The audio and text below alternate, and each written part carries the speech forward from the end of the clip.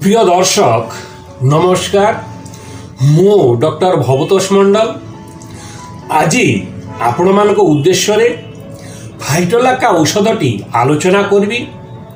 ଏହି ଫାଇଟୋଲାକା ଔଷଧଟି ଗ୍ରନ୍ଥି ପ୍ରଦାହ, ନୂତନ ଓ ପୁରାତନ ବାତ, ଅସ୍ଥି ପ୍ରଦାହ, ତଣ୍ଟି ଓ ପାଟି ଭିତରେ ଘା, ଟନ୍ସିଲାଇଟିସ୍, ଡିଫଥେରିଆ, স্তন প্রদাহ পরি বিভিন্ন সমস্যারে বহুত উপকারী।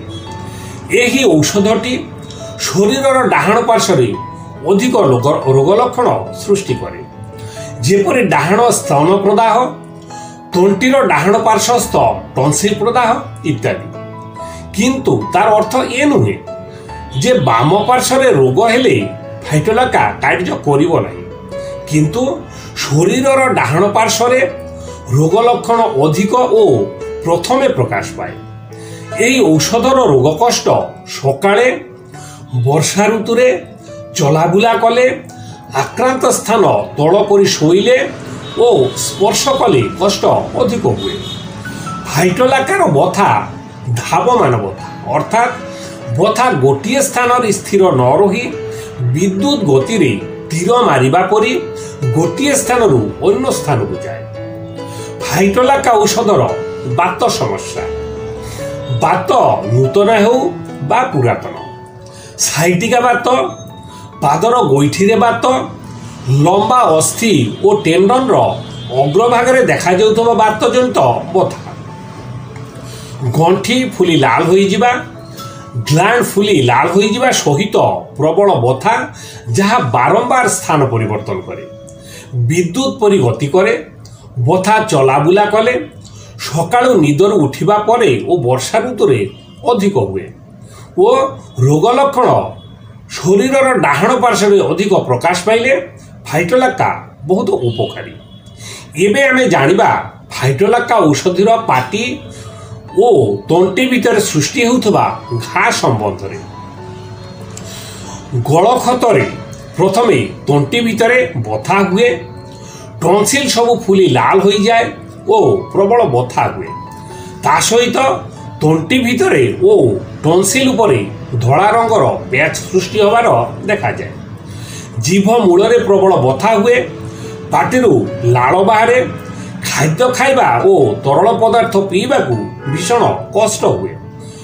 ତଣ୍ଟିର ବଥା କାନ ପର୍ଯ୍ୟନ୍ତ ବିସ୍ତାର ଲାଭ କରେ।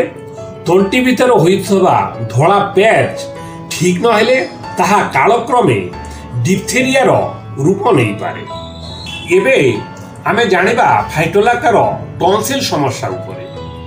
ଯେଉଁ ରୋଗୀମାନେ ବାରମ୍ବାର ଟନ୍ସିଲ ସମସ୍ୟାରେ ଭୋଗୁଛନ୍ତି, ବାରମ୍ବାର ଟନ୍ସିଲ ପ୍ରଦାହ ପରେ ଟନ୍ସିଲ ଗୁଡ଼ିକର ଆକାର ଆଉ କମୁନାହିଁ, ଯେତେ ଚେଷ୍ଟା କଲେ ମଧ୍ୟ ତାହା ବଡ଼, ଶକ୍ତ, ଗାଢ଼ ଲାଲ ଓ ନୀଳ ରଙ୍ଗ ବିଶିଷ୍ଟ ହୋଇ ରହୁଛି, ଗ୍ଲାଣ୍ଡ ଗୁଡ଼ିକ ଅଧିକ ବଡ଼ ହୋଇଥିବାରୁ ରୋଗୀ ଠିକ୍ ଭାବରେ ଶ୍ୱାସ ନେଇପାରୁନାହିଁ, ଶ୍ୱାସ ନେବା ଓ ଛାଡ଼ିବାକୁ ଭୀଷଣ କଷ୍ଟ ହେଉଛି, ରୋଗୀ ଶରୀରରେ ଥଣ୍ଡା ରହିବା ସହିତ ଜ୍ୱର ଓ ଭୀଷଣ କଷ୍ଟ ହେବାର ଦେଖାଯାଏ। ଏପରି ଅବସ୍ଥାରେ ଫାଇଟୋଲାକା ବହୁତ ଉପକାରୀ। ଏହି ରୋଗର ପ୍ରଥମ ଅବସ୍ଥାରେ ଫାଇଟୋଲାକା ସେବନ କଲେ ରୋଗ ଅଧିକ ନ ବଢ଼ି ସବୁଦିନ ପାଇଁ ଠିକ୍ ହୋଇଯାଏ।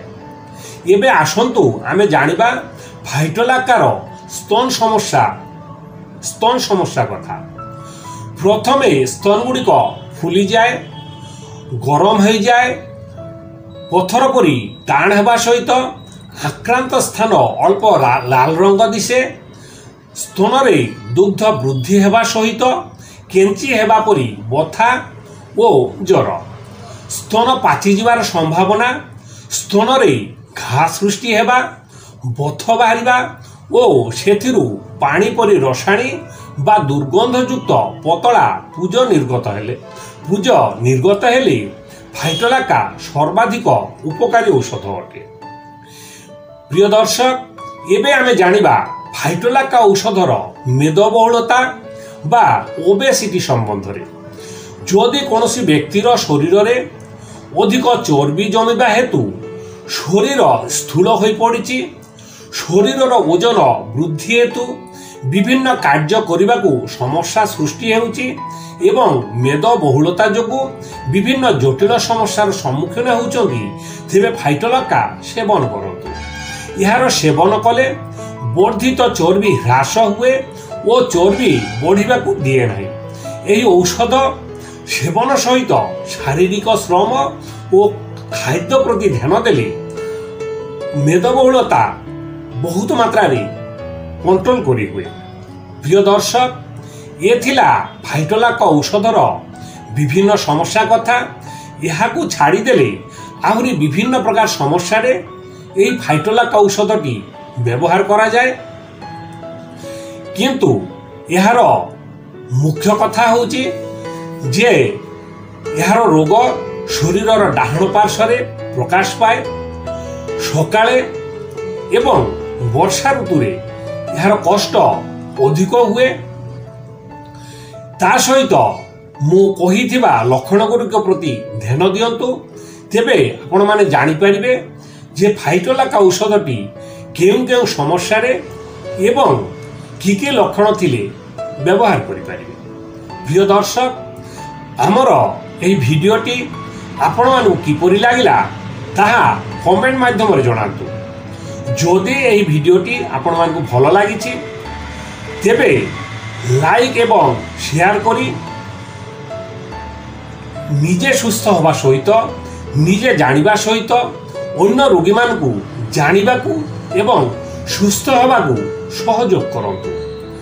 ଯଦି ଆପଣ ଆମ ଚ୍ୟାନେଲର ନୂତନ ଦର୍ଶକ ତେବେ ଏପରି ଭିଡ଼ିଓ ଗୁଡ଼ିକୁ ପାଇବା ପାଇଁ ଆପଣ ଏହି ଚ୍ୟାନେଲଟିକୁ ସବସ୍କ୍ରାଇବ୍ ମଧ୍ୟ କରନ୍ତୁ। ଧନ୍ୟବାଦ।